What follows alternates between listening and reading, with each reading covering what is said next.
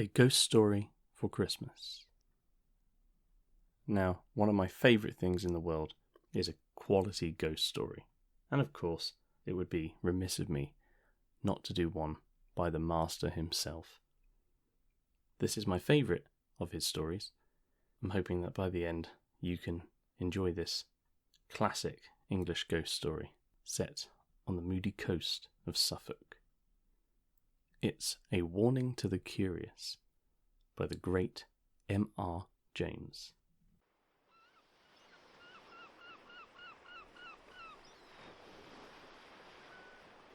The place on the east coast which the reader is asked to consider is Seaburgh.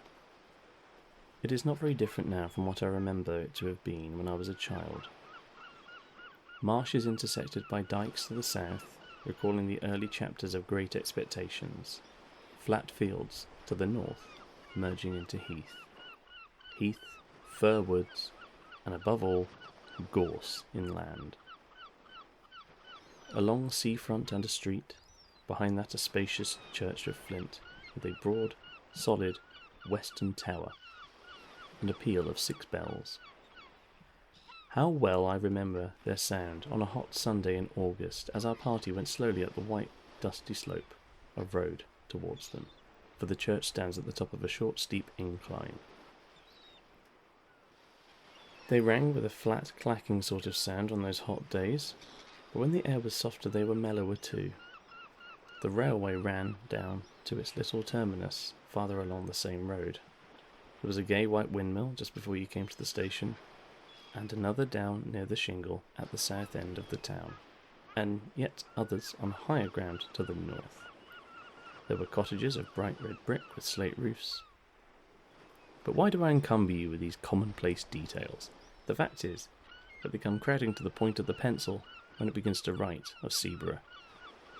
I should like to be sure that I had allowed the right ones to get onto the paper, but I forgot. I have not quite done with the word painting business yet. Walk away from the sea and the town past the station and turn up the road on the right. It is a sandy road, parallel with the railway, and if you follow it, it climbs to somewhat higher ground. On your left, you are now going northward, is heath. On your right, the side towards the sea, is a belt of old firs, wind-beaten, thick at the top with the slope that old seaside trees have. Seen on the skyline from the train, they would tell you in an instant, if you did not know it, that you were approaching a windy coast. Well, at the top of my little hill, a line of these firs strikes out and runs towards the sea, for there is a ridge that goes that way, and the ridge ends in a rather well-defined mound commanding the level fields of rough grass, and a little knot of fir trees crowns it. And here you may sit on a hot spring day, very well content to look at blue sea, white windmills, red cottages, bright green grass, church tower, and distant Martello Tower on the south. As I have said, I began to know Seaburgh as a child, but a gap of a good many years separates my early knowledge from that which is more recent.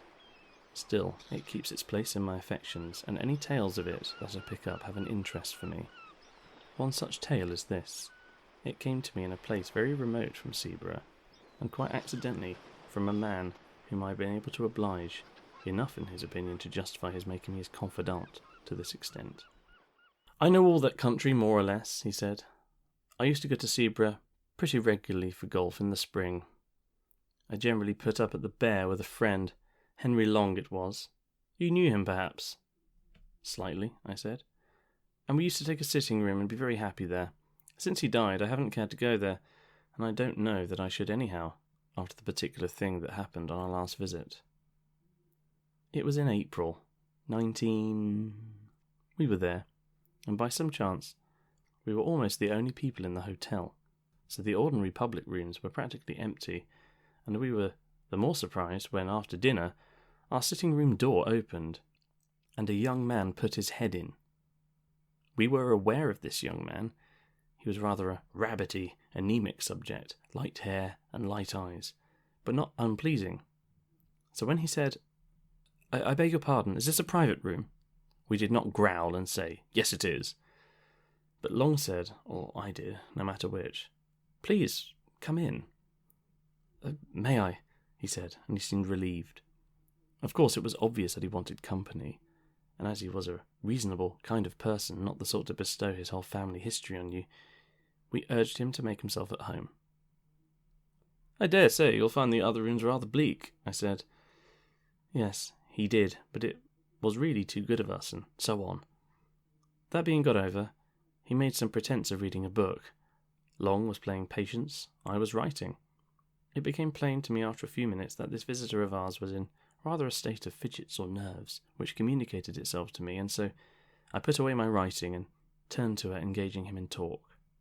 After some remarks, which I forget, he became rather confidential. "You'll think it very odd of me," this was the way he began, "but the fact is I've had something of a shock." Well, I recommended a drink of some cheering kind, and we had it. The waiter coming in made an interruption, and I thought our young man seemed very jumpy when the door opened. But after a while he got back to his woes again. There was nobody he knew in the place, and he did happen to know who we both were. It turned out there was a common acquaintance in town, and really he did want a word of advice, if we didn't mind. "Of course," we both said. "By all means, or not at all." And Long put away his cards, and we settled down to hear what his difficulty was. "It began," he said, "more than a week ago, when I bicycled over to Froston, only about 5 or 6 miles, to see the church. I'm very much interested in architecture, and it's got one of those pretty porches with niches and shields. I took a photograph of it, and then an old man who was tidying up in the churchyard came and asked if I'd care to look into the church. I said yes, and he produced a key and let me in. There wasn't much inside, but I told him it was a nice little church, and he kept it very clean. But, I said, the porch is the best part of it. We were just outside the porch then, and he said, 'Ah, yes, that is a nice porch, and do you know, sir, what's the meaning of that coat of arms there?' It was the one with the 3 crowns, and though I'm not much of a herald, I was able to say yes, I thought it was the old arms of the Kingdom of East Anglia. 'That's right, sir,' he said. 'And do you know the meaning of them 3 crowns that's on it?' I said I'd no doubt it was known, but I couldn't recollect to have heard it myself. 'Well then,' he said, 'for all you're a scholard, I can tell you something you don't know. Them's the 3 holy crowns that was buried in the ground near by the coast to keep the Germans from landing.' I can see you don't believe that. But I tell you, if it hadn't been for one of them holy crowns being there still, them Germans would have landed here time and again, they would. Landed with their ships and killed man, woman and child in their beds. Now then, that's the truth, what I'm telling you, that is. If you don't believe me, you ask the rector. There he comes, you asked him, I says." I looked around, and there was the rector, a nice-looking old man, coming up the path. And before I could begin assuring my old man, who was getting quite excited, that I didn't disbelieve him, the rector struck in and said, "What's all this about, John? Good day to you, sir. Have you been looking at our little church?" So then there was a talk which allowed the old man to calm down, and the rector asked him again what was the matter. "Oh," he said, "it weren't nothing, only I was telling this gentleman he ought to ask you about them holy crowns." "Ah, yes, to be sure," said the rector. "That's a very curious matter, isn't it? But I don't know whether the gentleman is interested in our old stories, eh?" "Oh, he'll be interested fast enough," says the old man. "He'll put his confidence in what you tells him, sir. Why, you know William Ager yourself, father and son too." Then I put in a word to say how much I should like to hear all about it, and before many minutes I was walking up the village street with the rector, who had 1 or 2 words to say to his parishioners, and then to the rectory, where he took me into his study. He had made out on the way that I really was capable of taking an intelligent interest in a piece of folklore, and not quite the ordinary tripper, so he was very willing to talk, and it is rather surprising to me that the particular legend he told me has not made its way into print before. His account of it was this. There has always been a belief in these parts in the 3 holy crowns. The old people say that they were buried in different places near the coast to keep off the Danes or the French or the Germans. And they say that one of the 3 was dug up a long time ago, and another has disappeared by the encroaching of the sea, and one still left doing its work, keeping off invaders. Well now, if you have read the ordinary guides and histories of this county, you will remember perhaps that in 1687 a crown which was said to be the crown of Redwald, King of the East Angles, was dug up at Rendlesham, and alas, melted down before it was even properly described or drawn. Well, Rendlesham isn't on the coast, but it isn't so very far inland, and it's on a very important line of access, and I believe that is the crown which the people mean when they say that one has been dug up. Then on the south, you don't want me to tell you where there was a Saxon royal palace, which is now under the sea, eh? Well, there was a second crown, I take it, and up beyond those two, they say, lies the third. Do they say where it is? He said. Yes, indeed, they do. But they don't tell. And his manner did not encourage me to put the obvious question. Instead of that, I waited a moment and said, What did the old man mean when you said you knew William Ager, as if that had something to do with the crowns? To be sure, he said. Now, that is another curious story. These Agers, it's a very odd name in these parts, but I can't find that they were ever people of quality or big owners. These Agers say, or said, that their branch of the family were the guardians of the lost crown. A certain old Nathaniel Ager was the first I knew.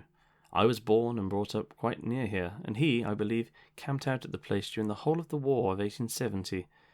William, his son, did the same, I know, during the South African War, and young William, his son, who has only died fairly recently, took lodgings at the cottage nearest the spot, and I've no doubt hastened his end, for he was a consumptive by exposure and night-watching, and he was the last of that branch. It was a dreadful grief to him to think he was the last. But he could do nothing. The only relations at all near to him were in the colonies. I wrote letters for him to them, imploring them to come over on business very important to the family, but there has been no answer. So the last of the Holy Crowns, if it's there, has no guardian now. That's what the rector told me, and you can fancy how interesting I found it. The only thing I could think of when I left him was how to hit upon the spot where the crown was supposed to be. Wish I'd left it alone. But there was a sort of fate in it, for as I bicycled back past the churchyard wall, my eye caught a fairly new gravestone, and on it was the name of William Ager. Of course I got off and read it. It said, of this parish, died at Seaborough, aged 28. There it was, you see. A little judicious questioning in the right place, and I should at least find the cottage nearest the spot.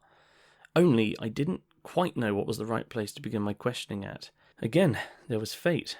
It took me to the curiosity shop down the way, and I turned over some old books. And if you please, one was a prayer book of 1740 odd, in a rather handsome binding. I'll just go and get it. It's in my room.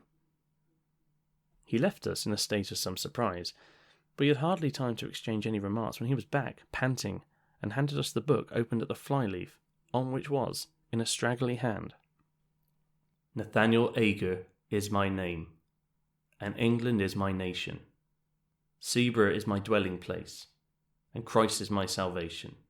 When I am dead and in my grave, and all my bones are rotten, I hope the Lord will think on me when I am quite forgotten. This poem was dated 1754, and there were many more entries of Agers, Nathaniel, Frederick, William, and so on, ending with William, 19. You see, he said, anyone would call it the greatest bit of luck. I did, but I don't now. Of course, I asked the shopman about William Ager, and of course he happened to remember that he lodged in a cottage in the North Field, and died there. This was just chalking the road for me. I knew which the cottage must be. There is only one sizable one about there. The next thing was to scrape some sort of acquaintance with the people, and I took a walk that way at once. I had only to bring up Ager's name and pretend I knew or thought I knew something of him. And then the woman said how sad it was him dying so young, and she was sure it came of him spending the night out of doors in the cold weather. Then I had to say, did he go out on the sea at night? And she said, oh no, it was on the hillock yonder with the trees on it. And there I was. Now, I know something about digging in these barrows. I've opened many of them in the down country, but that was with owner's leave and in broad daylight, and with men to help. I had to prospect very carefully here before I put a spade in. I couldn't trench across the mound, and with those old firs growing there, I knew there would be awkward tree roots. Still, the soil was very light and sandy and easy, and there was a rabbit hole or so that might be developed into a sort of tunnel. The going out and coming back at odd hours to the hotel was going to be the awkward part. When I made up my mind about the way to excavate, I told the people that I was called away for the night. I spent it out there. I made my tunnel. I won't bore you with the details of how I supported it and filled it in when I had done, but the main thing is, I got the crown. Naturally, we both broke out into exclamations of surprise and interest. I, for one, had long known about the finding of the crown at Rendlesham and had often lamented its fate. No one has ever seen an Anglo-Saxon crown. At least no one had. But our man gazed at us with a rueful eye. "Yes," he said. "And the worst of it is, I don't know how to put it back." "Put it back?" we cried out. "Why, my dear sir, you've made one of the most exciting finds ever heard of in this country. Of course it ought to go to the jewel house at the Tower. What's your difficulty? If you're thinking about the owner of the land and treasure trove and all that, we can certainly help you through. Nobody's going to make a fuss about technicalities in a case of this kind." Probably more was said, but all he did was put his face in his hands and mutter, "I don't know how to put it back." At last, Long said, "You'll forgive me, I hope, if I seem impertinent, but are you quite sure you've got it?" I was wanting to ask much the same question myself, for of course the old story did seem a lunatic's dream when one thought over it, but I hadn't quite dared to say what might hurt the poor young man's feelings. However, he took it quite calmly, really, with the calm of despair, you might say. He sat up and said, "Oh yes, there's no doubt of that. I have it here in my room, locked up in my bag. You can come and look at it if you like. I won't offer to bring it here." We were not likely to let the chance slip. We went with him. His room was only a few doors off. The Boots was just collecting shoes in the passage, or so we thought. Afterwards we were not sure. Our visitor, his name was Paxton, was in a worse state of shivers than before, and went hurriedly into the room and beckoned us after him, turned on the light and shut the door carefully. Then he unlocked his kit bag and produced a bundle of clean pocket handkerchiefs in which something was wrapped, laid it on the bed and undid it. I can now say I have seen an actual Anglo-Saxon crown. It was of silver, as the Rendlesham one is always said to have been. It was set with some gems, mostly antique, intaglios and cameos, and was of rather plain, almost rough workmanship. In fact, it was like those you see on the coins and in the manuscripts. I found no reason to think it was later than the 9th century. I was intensely interested, of course, and I wanted to turn it over in my hands, but Paxton prevented me. "Don't you touch it," he said. "I'll do that." And with a sigh that was, I declare to you, dreadful to hear, he took it up and turned it about so that we could see every part of it. "Seen enough?" he said at last, and we nodded. He wrapped it up and locked it in his bag and stood looking at us dumbly. "Come back to our room," Long said, "and tell us what the trouble is." He thanked us and said, "Will you go first and see if the coast is clear?" That wasn't very intelligible, for our proceedings hadn't been, after all, very suspicious, and the hotel, as I said, was practically empty. However, we were beginning to have inklings of... we didn't know what. And anyhow, nerves are infectious, so we did go, first peering out as we opened the door, and fancying, I found we both had the fancy, that a shadow, or more than a shadow, but it made no sound, passed from before us to one side as we came out into the passage. "It's all right," we whispered to Paxton. Whispering seemed the proper tone, and we went, with him between us, back to our sitting room. I was preparing, when we got there, to be ecstatic about the unique interest of what we had seen, but when I looked at Paxton, I saw that it would be terribly out of place, and I left it to him to begin. "What is to be done?" was his opening. Long thought it right, as he explained to me afterwards, to be obtuse, and said, "Why not find out who the owner of this land is, and inform—" "Oh, no, Paxton broke in impatiently. "I beg your pardon, you've been very kind, but don't you see it's got to go back? And I daren't be there at night. and daytime's impossible. Perhaps, though, you don't see, well, then the truth is that I've never been alone since I touched it. I was beginning some fairly stupid comment, but Long caught my eye, and I stopped. Long said, I think I do see. Perhaps, but wouldn't it be a relief to tell us a little more clearly what the situation is? Then it all came out. Paxton looked over his shoulder and beckoned to us to come nearer to him, and began speaking in a low voice. We listened most intently, of course, and compared notes afterwards, and I wrote down our version. So I am confident I have what he told us, almost word for word. He said, it began when I was first prospecting, and put me off again and again. There was always somebody, a man, standing by one of the firs. This was in daylight, you know. He was never in front of me. I always saw him with the tail of my eye on the left or the right, and he was never there when I looked straight for him. I would lie down for quite a long time and take careful observations, make sure there was no one, and then when I got up and began prospecting again, there he was. And he began to give me hints. Besides, for wherever I put that prayer book, short of locking it up, which I did at last, when I came back to my room, it was always out on my table, open at the flyleaf where the names are, and one of my razors across it to keep it open. I'm sure he just can't open my bag, or something more would have happened. You see, he's light and weak, but all the same I daren't face him. Well then, when I was making the tunnel, of course, it was worse. And if I hadn't been so keen, I should have dropped the whole thing and run. It was like someone scraping at my back all the time. I thought for a long time it was only soil dropping on me. As I got nearer the crown, it was unmistakable. And when I actually laid it bare and got my fingers into the ring of it and pulled it out, there came a sort of cry behind me.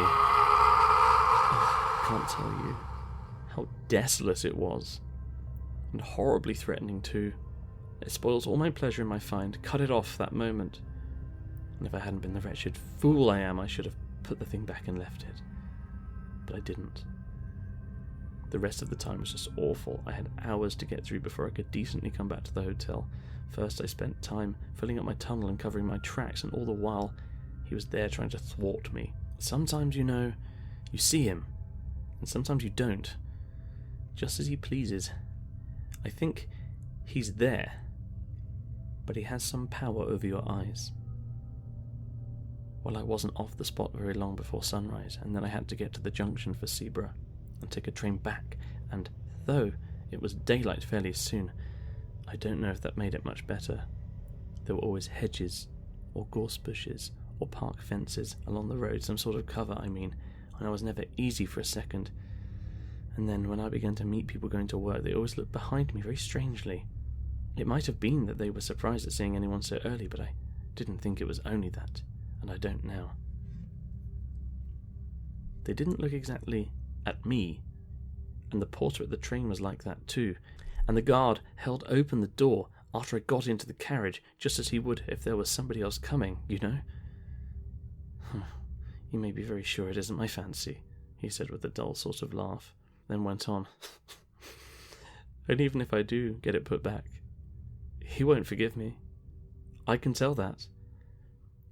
And I was so happy a fortnight ago.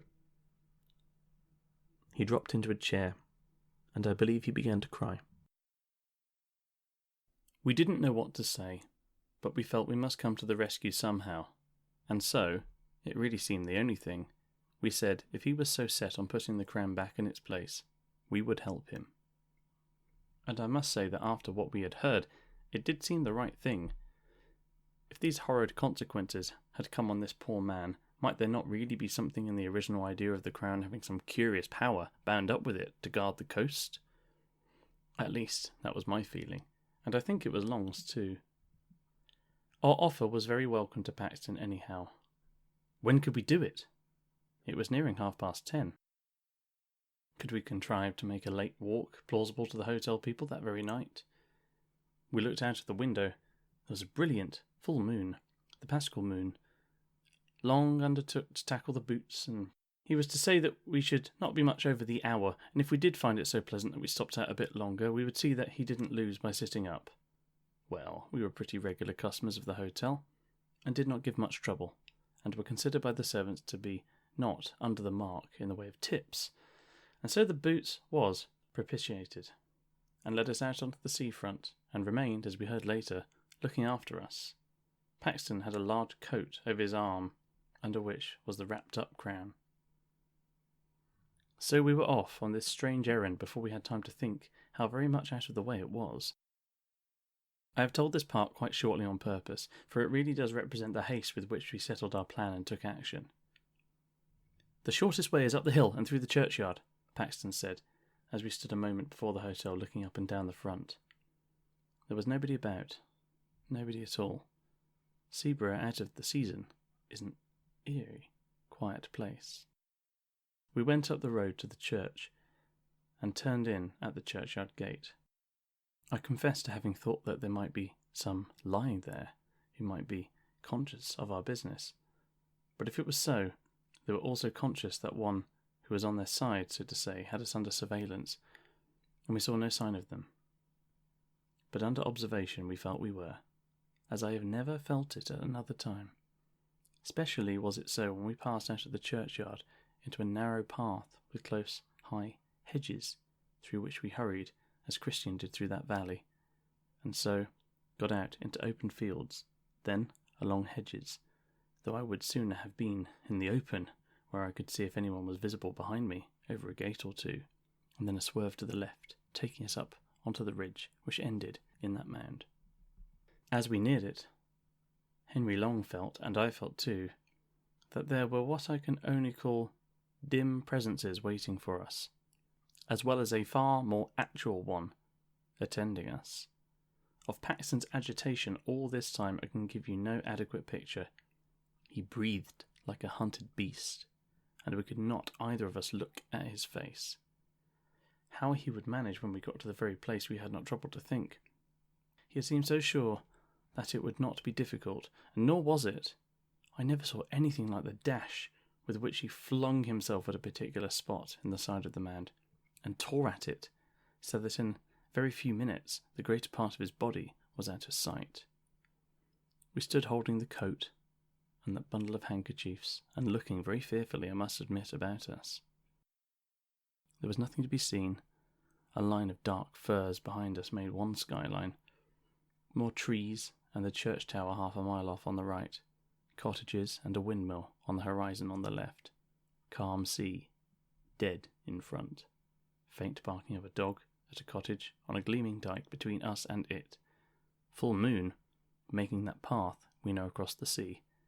The eternal whisper of the Scotch firs just above us, and of the sea in front. Yet in all this quiet, an acrid consciousness of a restrained hostility very near us, like a dog on a leash that might be let go at any moment. Paxton pulled himself out of the hole and stretched a hand back to us.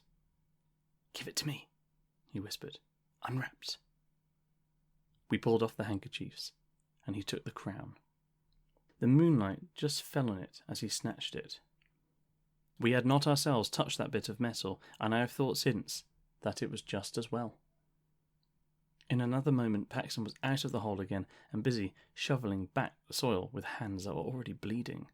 He would have none of our help, though. It was much the longest part of the job to get the place to look undisturbed, yet, I don't know how, he made a wonderful success of it.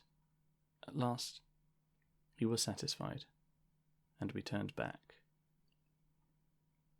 We were a couple of 100 yards from the hill, when Long suddenly said to him, "I say, you've left your coat there. That won't do. See?" And I certainly did see it. The long dark overcoat lying where the tunnel had been.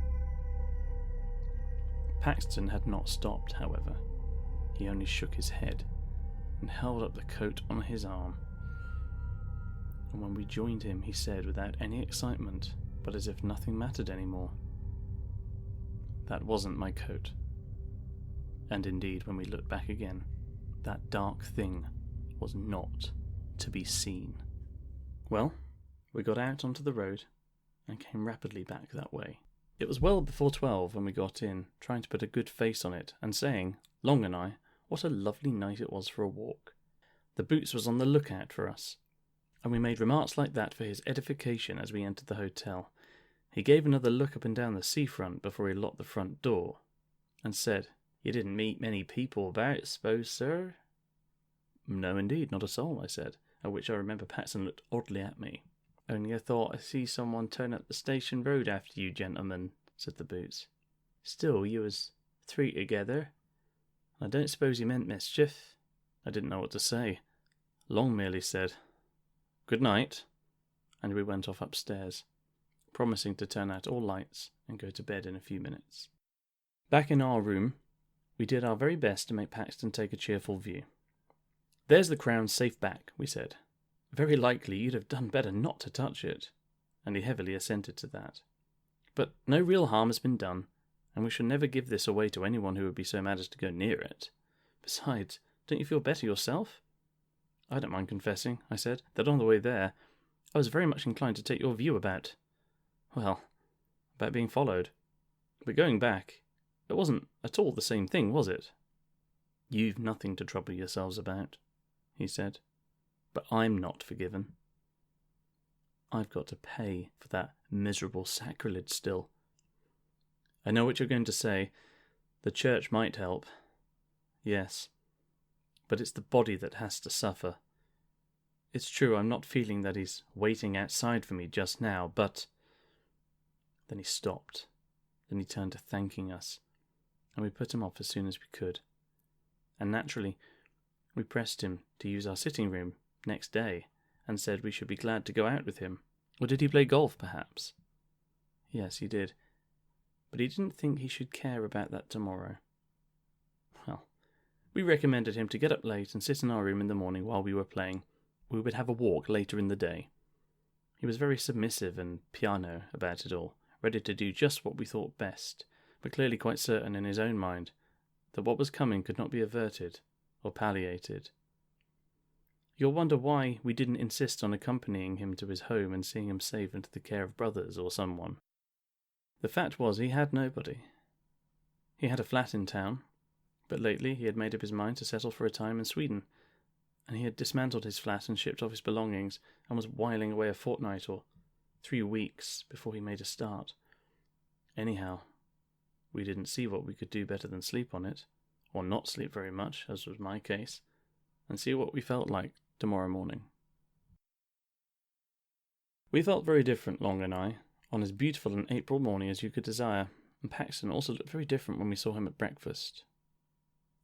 The first approach to a decent night I ever seem to have had, was what he said, but he was going to do as we had settled, stay in probably all the morning and come out with us later. We went to the links, we met some other men and played with them in the morning, and had lunch there rather early so as not to be late back. All the same, the snares of death overtook him. Whether it could have been prevented, I don't know. I think he would have been got at somehow, do what we might. Anyhow, this is what happened. We went straight up to our room. Paxton was there, reading quite peaceably. "Ready to come out shortly?" said Long. "Say in half an hour's time." "Certainly," he said, and I said we would change first, perhaps have baths, and call for him in half an hour. I had my bath first and went and lay down on my bed and slept for about 10 minutes. We came out of our rooms at the same time and went together to the sitting room. Paxton wasn't there. Only his book. Nor was he in his room, nor in the downstairs rooms. We shouted for him. A servant came out and said, "Why, I thought you gentlemen was gone out already. And so did the other gentleman.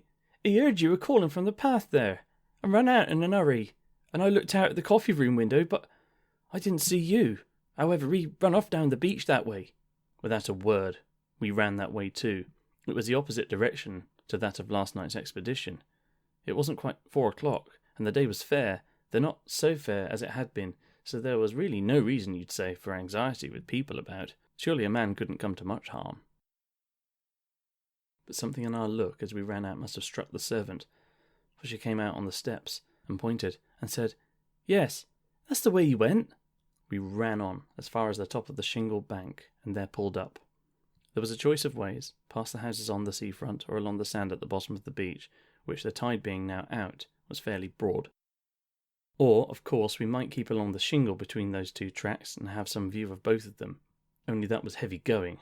We chose the sand, for that was the loneliest, and someone might come to harm there, without being seen from the public path. Long said he saw Paxton some distance ahead, running and waving his stick as if he wanted to signal to people who were ahead of him. I couldn't be sure. One of these sea mists was coming up very quickly from the south. There was someone, that's all I could say. And there were tracks on the sand as of someone running who wore shoes, and there were other tracks made before those, for the shoes sometimes trod in them and interfered with them, of someone not in shoes. Oh, of course, it's only my word you've got to take for all this. Long's dead. We'd no time or means to make sketches or take casts, and the next tide washed everything away. All we could do was to notice these marks as we hurried on. But there they were over and over again, and we had no doubt whatever that what we saw was the track of a barefoot, and one that showed more bones than flesh. The notion of Paxton running after anything like this, and supposing it to be the friends he was looking for, was very dreadful to us. You can guess what we fancied, how the thing he was following might stop suddenly and turn round on him, and what sort of face it would show, half seen at first in the mist, which all the while was getting thicker and thicker. And as I ran on, wondering how the poor wretch could have been lured into mistaking that other thing for us, I remember his saying, "He has some power over your eyes." And then I wondered what the end would be, for I had no hope now that the end could be averted, and well, there is no need to tell all the dismal and horrid thoughts that flitted through my head as we ran on in the mist. It was uncanny too that the sun should still be bright in the sky, and we could see nothing. We could only tell that we were now past the houses and reached the gap that there is between them and the old Martello Tower. When you are past the tower, you know, there is nothing but shingle, for a long way, not a house, not a human creature, just that spit of land, or rather shingle, with the river on your right and the sea on your left. But just before that, just by the Martello Tower, you remember there is the old battery close to the sea. I believe there are only a few blocks of concrete left now, the rest has all been washed away, but at this time there was a lot more, though the place was a ruin. Well, when we got there, we clambered to the top as quick as we could to take breath and look over the shingle in front, if by chance the mist would let us see anything. But a moment's rest we must have. We had run a mile at least. Nothing whatever was visible ahead of us, and we were just turning, by common consent, to get down and run hopelessly on, when we heard what I can only call a laugh. And if you can understand what I mean by a breathless, a lungless laugh, you have it, but I don't suppose you can. It came from below and swerved away into the mist. That was enough. We bent over the wall. Paxton was there at the bottom. You don't need to be told that he was dead. His tracks showed that he had run along the side of the battery, had turned sharp round the corner of it, and, small doubt of it, must have dashed straight into the open arms of someone who was waiting there. His mouth was full of sand and stones, and his teeth and jaws were broken to bits. I only glanced once at his face. At the same moment, just as we were scrambling down from the battery to get to the body, we heard a shout and saw a man running down the bank of the Martello Tower. He was the caretaker stationed there, and his keen old eyes had managed to descry through the mist that something was wrong. He had seen Paxton fall, and had seen us a moment after running up. Fortunate this, for otherwise we could have hardly escaped suspicion of being concerned in the dreadful business. Had he, we asked, caught sight of anybody attacking our friend? He could not be sure. We sent him off for help, and stayed by the dead man till they came with the stretcher. What were we to say at the inquest? It was a duty, we felt, not to give up there and then the secret of the crown to be published in every paper. I don't know how much you would have told, but what we did agree upon was this, to say that we had only made acquaintance with Paxton the day before, and that he had told us he was under some apprehension of danger at the hands of a man called William Ager. Also, that we had seen some other tracks besides Paxton's when we were following him along the beach, but of course, by that time, everything was gone from the sands. No one had any knowledge, fortunately, of any William Ager living in the district. The evidence of the man at the Martello Tower freed us from all suspicion. All that could be done was to return a verdict of willful murder by some person or persons unknown. Paxton was so totally without connections that all the inquiries that were subsequently made ended in a no thoroughfare. And I have never been at Zebra, or even near it, since.